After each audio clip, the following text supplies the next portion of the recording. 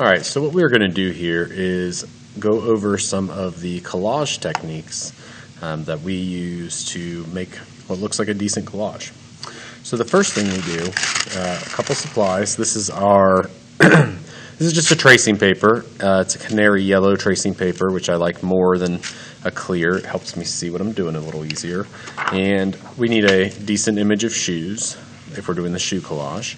And again, I typically will do all my selecting of colors way before I get to anything else. So all I do is I think, what color do I really want to make this design? And then I go and I collect and I collect and I collect, and I have just stacks and stacks of source image.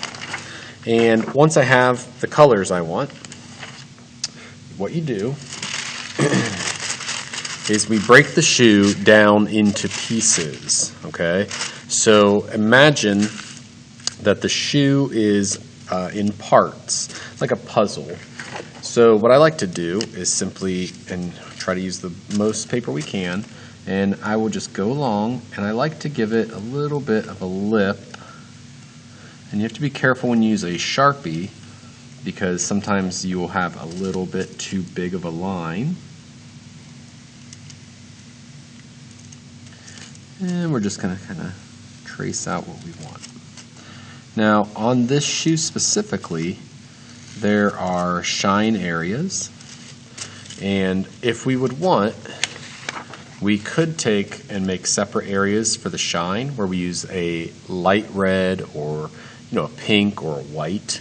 Or we can just make the shoe solid red and hope that the difference in the pattern and textures of the colors we choose works.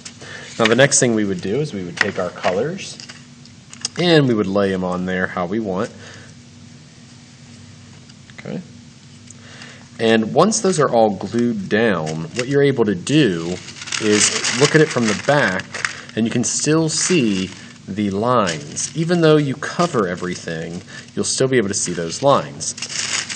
For example, here is the inside back leather of the shoe. Okay, there it is. And when I flip it over, I can still see my line. I'm going to take that and cut it out. And if we do it correctly, again, I always like to cut on the outside of the line. And that is because it's much easier to trim a little more than it is to add. And we also need something to glue to. So if something needs to have overlapping, we don't want the lines to come right up next to each other. We want one thing to overlap the next. And there we go. Now again, we can check it. So there it is. So using this strip, the other thing you want to do is if you look at an area and you feel like, oh, something doesn't match, like you have a glaring area. Now, things like text, I actually like text in there. It's a collage. We want it to have pattern.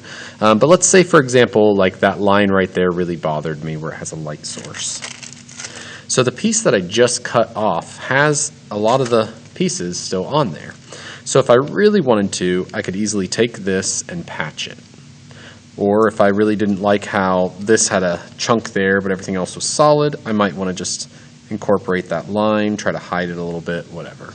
Okay, but I'm not going to do that. I'm pretty happy with it. But again, there's a lot of these pieces, and they just peel right off that tracing paper. That's why it's nice. And again, you could glue that down if you wanted to make that darker or whatever. Okay. Now, looking at this, we're going to remove this. Now, this is not my actual background. We're just using this for the idea. But I do like the black and white background, but I'm going to look for more designs like this, where it's actually black and white photography. It would be real nice to have old pictures of like Marilyn Monroe or something with black and white pretty pictures since I'm doing this heel. And then we're just going to lay it out once we have all of our parts. So we're going to take each piece, and they will not stay down yet because I don't want to glue them. I'm not quite there. And we would assemble. And again, it's not going to be perfect just yet, but it will be. And again, right here is what I'm talking about. Like, we don't want these pieces lining up like this where we can see the gap. We would want one thing on top of the other, one thing overlapping that, so that it kind of builds up. And again, we might need to mess with down here a little bit, but this is still this stage. Now, the other thing is I also think that I could use a little more red, and this does not line up well, so I will have to go back and fix that.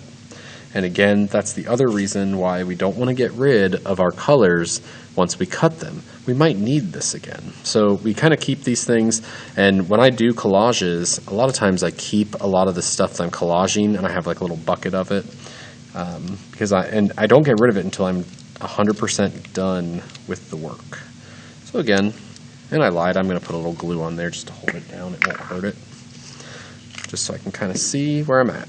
So again, I just cut this piece. Oh, that's backwards. There we go. We are going to have this next piece. And if you want, you could literally lay these over top of the shoe to make sure your pieces match. But again, we're not necessarily making that exact shoe, we're making our shoe. And lastly, this part, which I probably should have checked before I glued it down. But this glue, the like cheap purple glue, I kind of hate it for collage because it doesn't hold that well, but it also is nice because it doesn't hold that well. So when you make mistakes, you can fix them real easy. So there's the basic shoe. This part needs fixed. Slide that. And the yellow will actually come off of the back, but the problem is if you want to take that off, you can. But I like to leave it on because it's holding a bunch of little pieces. So.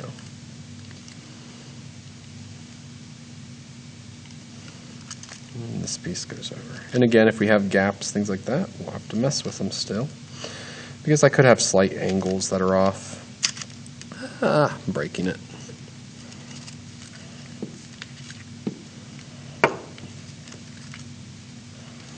The other thing I like to use is a brayer.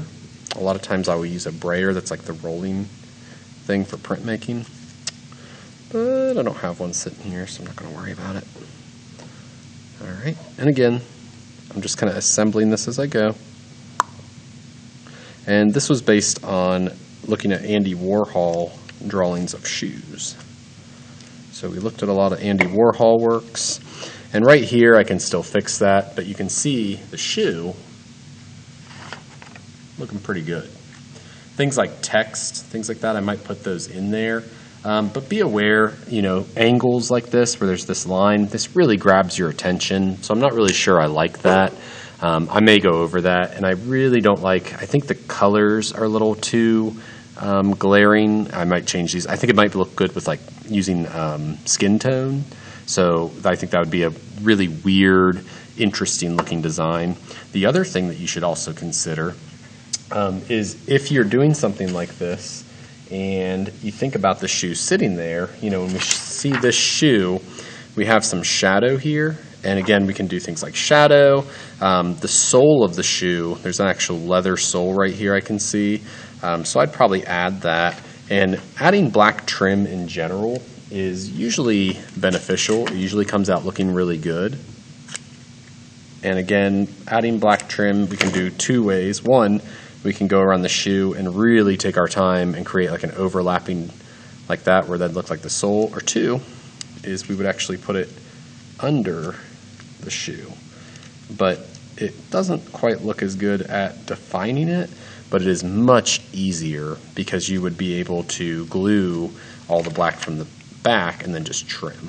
All right, so hopefully this gets you prepared in understanding how we are taking an image such as this or a portrait or whatever we want, disassembling it into pieces, and then reassembling it as a collage.